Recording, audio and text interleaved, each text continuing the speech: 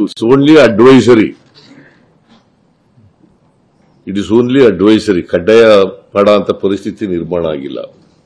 It is only advisory, but ಜನಸಂಪರ್ಕ ಜನಸಂದಣಿ ಇರತಕ್ಕಂತ ಸಂದರ್ಭಗಳಲ್ಲಿ ಕಡ್ಡಾಯವಾಗಿ ಹಾಕೊಳ್ಳಬೇಕು.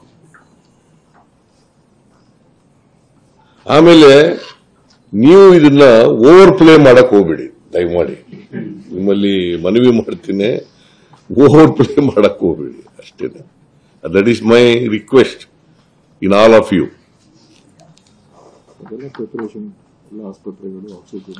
ಆಮೇಲೆ ನಾನು ಸಲಹೆ ಕೊಟ್ಟಿದ್ದೀನಿ, ನಮ್ಮ ಮಂತ್ರಿಗಳು ಕೂಡ ಸಲಹೆ ಕೊಟ್ಟಿದ್ದಾರೆ.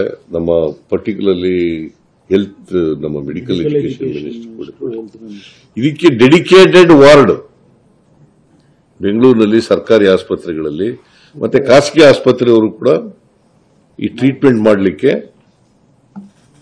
ಯಾಕೆಂದ್ರೆ ಯಾರು ಕೂಡ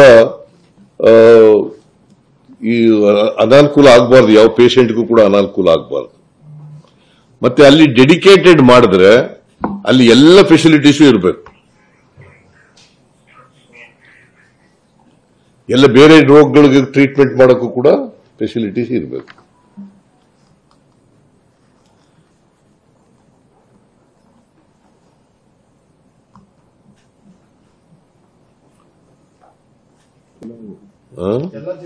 ಪೂರ್ವ ತಯಾರಿಕೆ ಸರ್, ಎಲ್ಲ ಕಡೆ ಆಕ್ಸಿಜನ್, ವೆಂಟಿಲೇಟರ್ಸ್. ಆಮೇಲೆ ಅದಕ್ಕೆ ನಾನು ಹೇಳಿದ್ದೀನಿ, ಈಗ ಎಲ್ರಿಗೂ ಕೂಡ ಆಕ್ಸಿಜನ್, ವೆಂಟಿಲೇಟರ್, ಬೆಡ್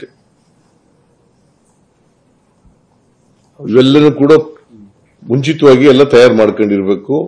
ಅಗತ್ಯಕ್ಕೆ ಯಾವ್ಯಾವುದು ರಿಕ್ವೈರ್ಡ್ ಮೆಟೀರಿಯಲ್ಸ್ ಬೇಕಾಗ್ತದೆ ಕೋವಿಡ್ಗೆ ಸಂಬಂಧಪಟ್ಟಂತೆ ಎಲ್ಲ ಮೆಟೀರಿಯಲ್ಸ್ಗಳನ್ನ ಕೂಡ ಒದಗಿಸ್ಕೊಂಡಿರ್ಬೇಕು ಅಂತ ಸ್ಟ್ರಿಕ್ಟ್ ಆಗಿ ಹೆಲ್ತ್ ಡಿಪಾರ್ಟ್ಮೆಂಟ್ಗೆ ಹೇಳಿದ್ದೀವಿ.